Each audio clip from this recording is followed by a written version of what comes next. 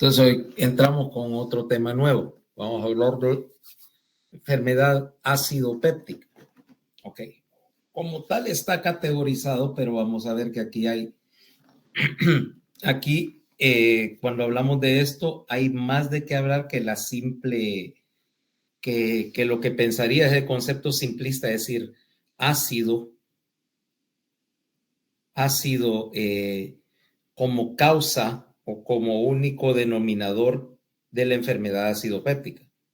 De hecho, aquí tenemos un espectro de diferentes patologías. O sea, cuando hablamos de enfermedad ácido péptica, realmente vamos a hablar de básicamente de tres cosas.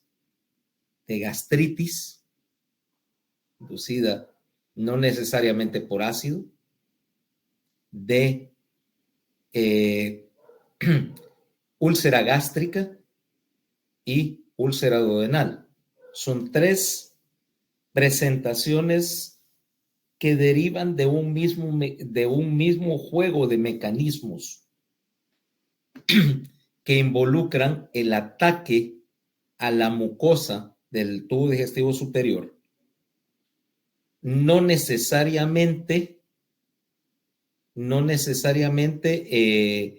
causado por ácido como único denominador, porque el concepto ese de que el ataque a la mucosa por ácido y si querés decirlo por pepsina, o sea, por proteasas, es el mecanismo causal, no es necesariamente la explicación completa. Porque si bien es cierto que tenés el ácido como agente que lesiona, pero el problema aquí es realmente cómo es que ese ácido llegó a entrar en contacto con la mucosa. Evidentemente, incluso la mucosa gástrica, que es sorprendentemente resistente a un montón de cosas, si yo le agrego suficiente ácido, la voy a dañar. Y obviamente si agrego a esto pepsina, pues las proteasas no respetan. ¿Okay? Si yo le agrego una proteasa a una célula viva y la dejo que actúe sin control, va a dañar la célula independientemente de todo. Pero empezamos por ver, en primer lugar, de dónde sale el ácido, uno, y dos, por qué en circunstancias normales, si yo tengo a mi mucosa gástrica o duodenal recibiendo un baño constante de ácido que es lo suficientemente potente para embombar la pintura del carro, ¿ok? O manchar el piso, vaya, cualquiera que haya visto los efectos de que alguien vomite sobre un piso de cerámica y quede ahí más de un par de segundos, se da cuenta que esa mancha muchas veces es difícil de quitar. A veces, si la dejas suficiente tiempo, a terminar con una mancha permanente en la cerámica. Ajá. Y si es algo que puede atacar cerámica, ¿cómo es que tu mucosa gástrica no se disuelve si la tenés remojada en ácido las 24 horas? O dos, ¿cómo es que el duodeno, que es una mucosa extremadamente resistente? Ya hablamos de que ahí en el duodeno, esencialmente, como dice un texto, ni el diablo aguanta mucho rato. Sin embargo, a pesar de que le está cayendo de todo, normalmente no está atacada. Y vos decís, bueno, ¿cuáles son tus posibilidades de desarrollar una úlcera digestiva si no tenés causa? Y son bien pocas. O sea, vaya, decirte, a pesar de todos los agentes que pueden lesionarte la mucosa, es relativamente poco frecuente que tengas una úlcera digestiva. Y no solamente el hecho de tu ácido endógeno, que es el más común, sino que también vos le estás echando ácido a tu mucosa con cierta frecuencia. Vaya, por ejemplo, tomemos el oscuro néctar de los dioses capitalistas, ¿ah? Que por cierto sabe mejor si lo servís en el vaso apropiado. Es más, mira, así dar la clase con el vaso y una calavera que te dé clase. Ah, no. Pero bueno, ¿cuánto es el pH del refresco que acostumbramos consumir? ¿Alguien tiene idea? ¿Qué tan ácida es la Coca-Cola? Acordate que lo usas para quitar sarro en los baños o para desoxidar tornillos. ¿Mm? Para aquellos que les interesa. ¿De 2 o de 3? Entre 2 y 2.5. O sea que, y si te das cuenta, vaya, por ejemplo, este señor que está aquí está engullendo quiere decir que estoy engullendo todos los días 1,5 litros, 2 litros de un líquido pH 2 y no me hago pasta el estómago. ¿Ah? Algunos dirían que, bueno, algunos dicen que yo no padezco de úlceras, yo las causo. Ahora, ¿qué tiene que ver? O sea, ¿cómo puedo yo causarte una úlcera?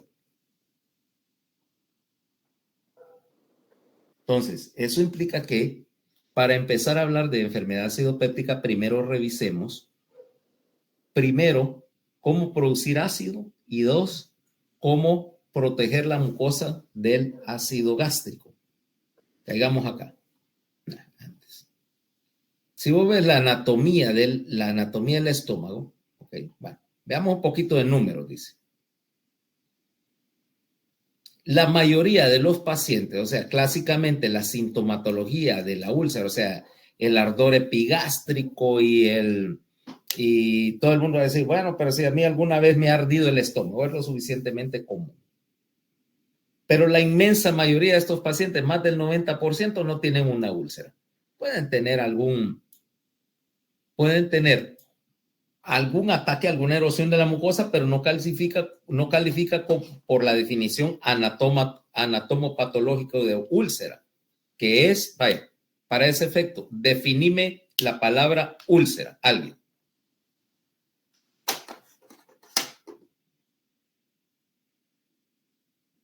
¿Alguien me puede definir qué es valiendo la palabra, la redundancia, cuál es la definición técnica patológica de úlcera?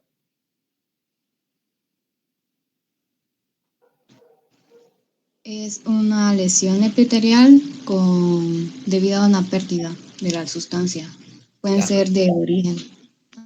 Ok, o sea, una solución de continuidad de un revestimiento con un defecto generalmente, aunque el sentido patológico no es absoluto, generalmente implica que hay pérdida de un parche, ¿vale? De una zona de la mucosa, o bueno, o del tejido de superficie, y que por lo tanto expone el tejido subyacente. ¿Ok? Entonces, si nosotros definimos así úlcera, bueno, entonces nos damos cuenta que la mayoría de los pacientes que tienen síntomas, dispepsia, ardor epigástrico, pirosis, llámalo como querrás, la palabra tradicional, agrura, ¿va? Nunca oíste, tiene agrura, ¿verdad?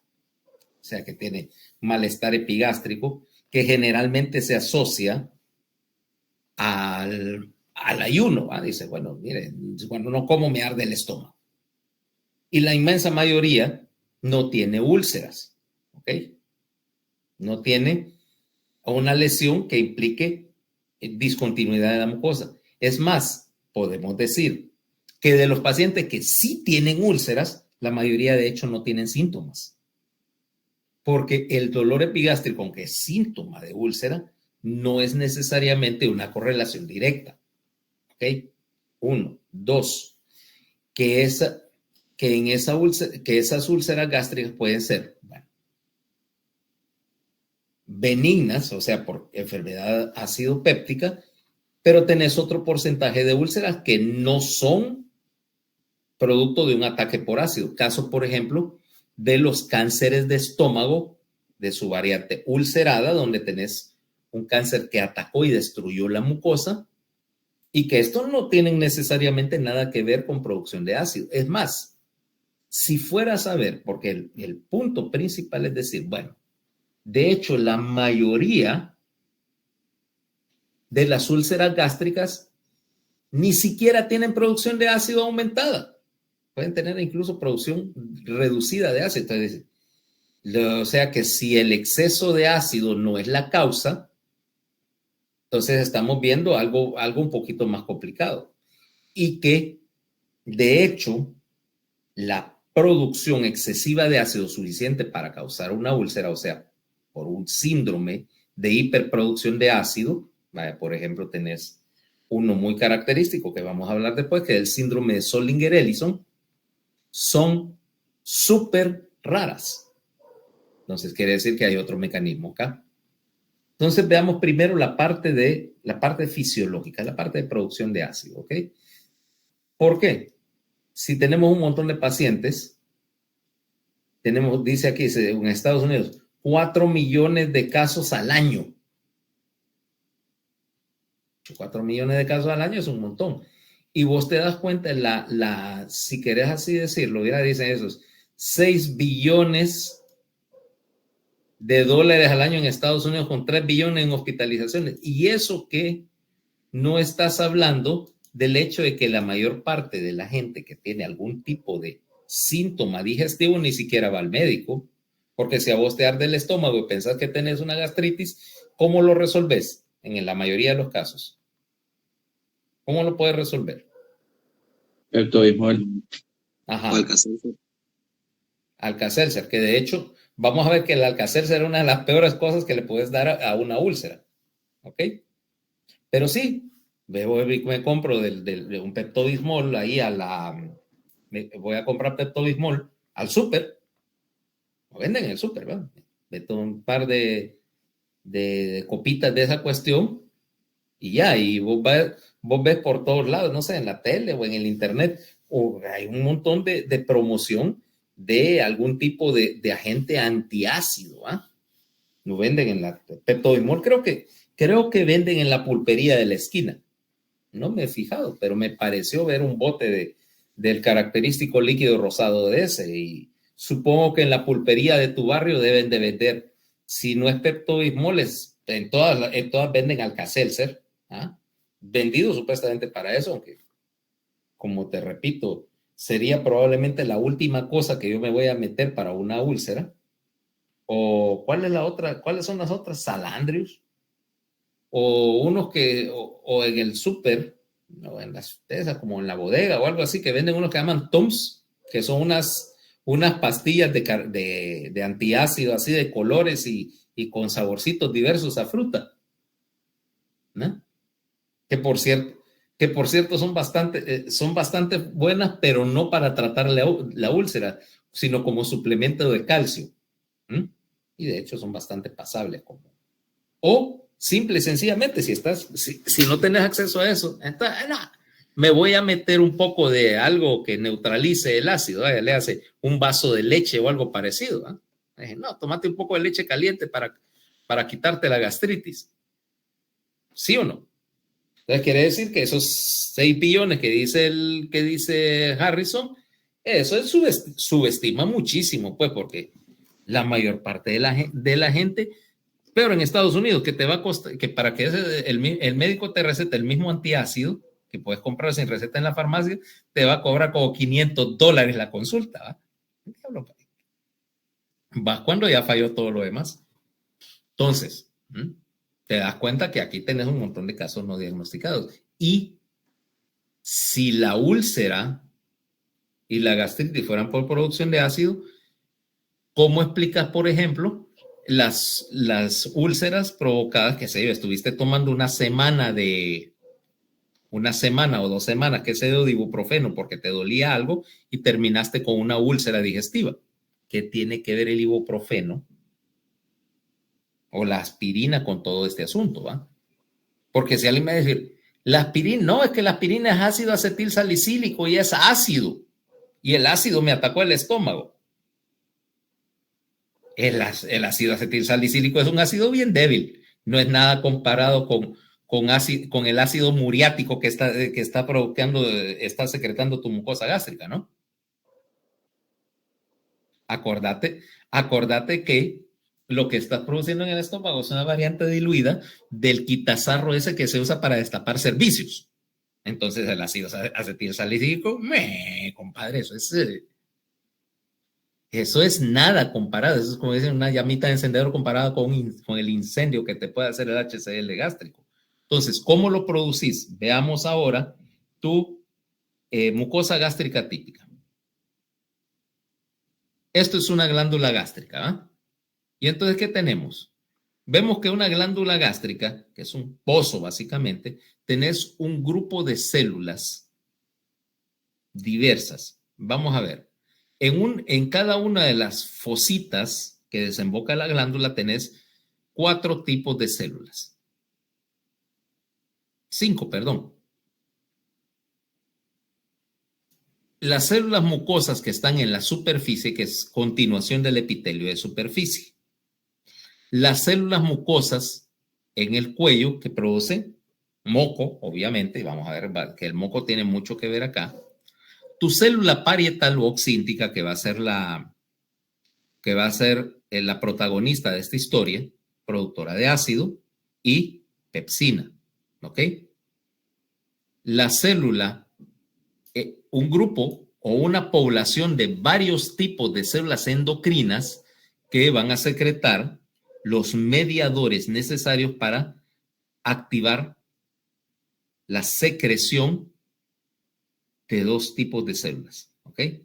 Y por último, la célula principal que produce factor intrínseco necesario para absorber la vitamina B2. De todas estas, la que me interesa es la célula parietal, la célula oxíntica, que la vamos a encontrar acá. Mira la característica forma. Tiene una forma así como de gota. Este lado que está hacia arriba de tu dibujo es la parte que da hacia la luz de la glándula y por lo tanto se descarga hacia el estómago.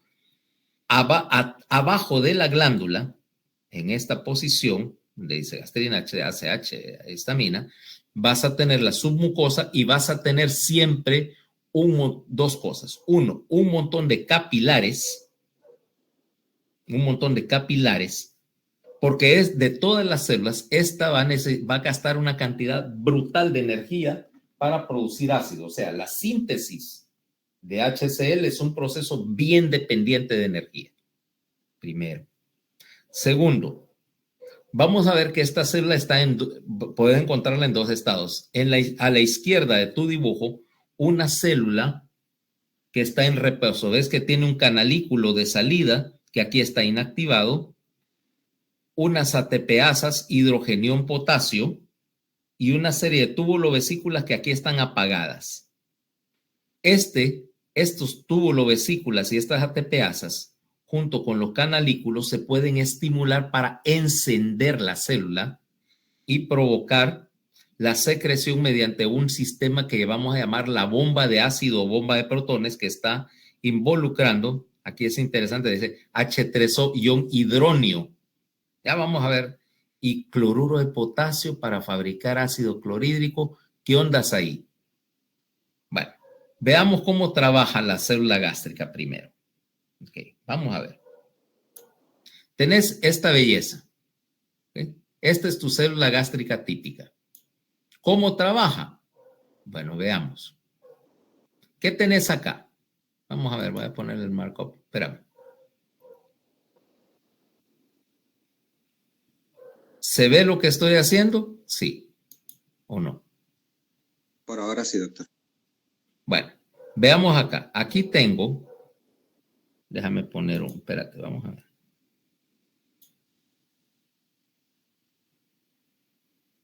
Aquí tengo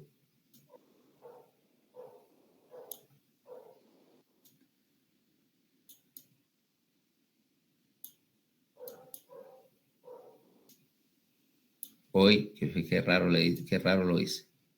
Un capilar, fíjate, aquí tengo flujo por el capilar.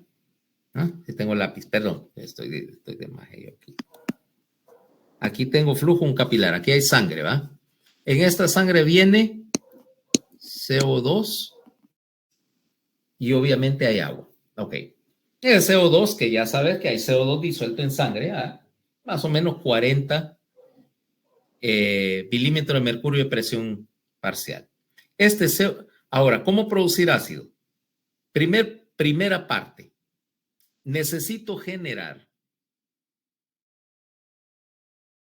No voy a poder sacar suficiente. ¿Por qué? Porque lo que necesito sacar de hidrogeniones acá son suficiente cantidad para llegar a 155,000 equivalentes por litro de protones, que es el equivalente a decir que ese ácido tiene, es lo que llamaríamos químicamente como que ese ácido es 0.155, o sea, un sexto normal. ¿Te acordás la definición de normal cuando hablamos de ácidos? ¿Por qué?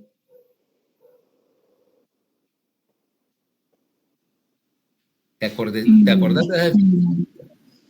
No recuerdo. Que dice que un ácido 1 normal es el que tiene un mol de protones por litro. O un mol de ácido disociable por líquido. Esa es la definición de ácido normal. De 1 normal.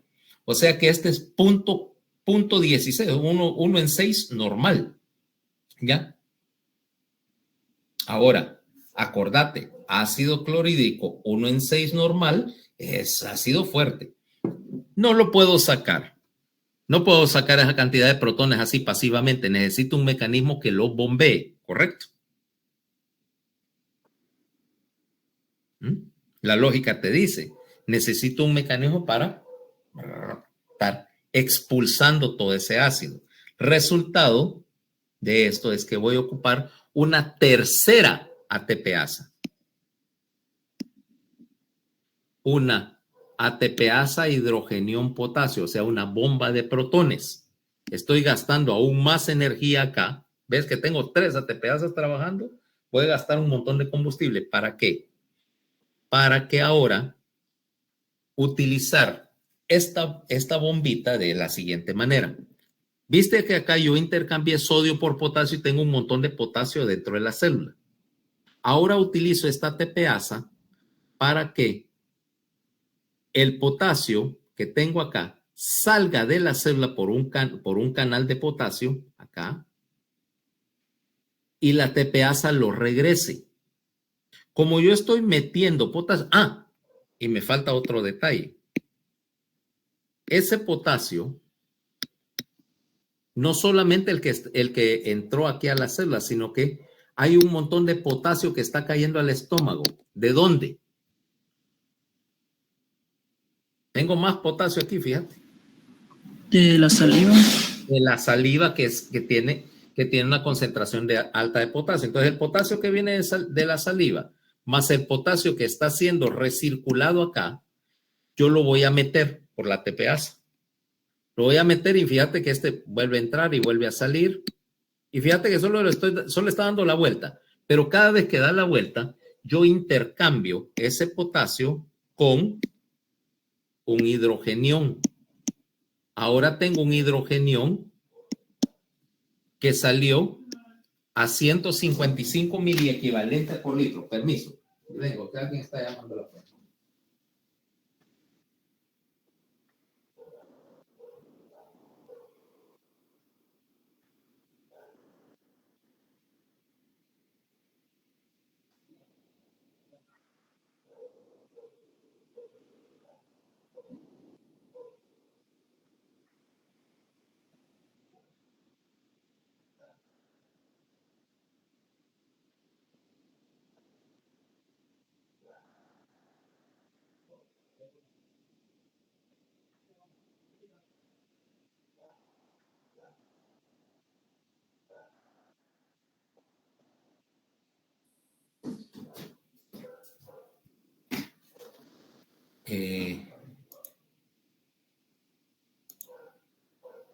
Voy a tener que cortar ahorita y vamos a reunirnos tal vez a la tarde. Hay ahorita una emergencia que tengo que resolver, ¿ok? Entonces, seguimos más tarde, seguimos por la tarde. Está bien, doctor.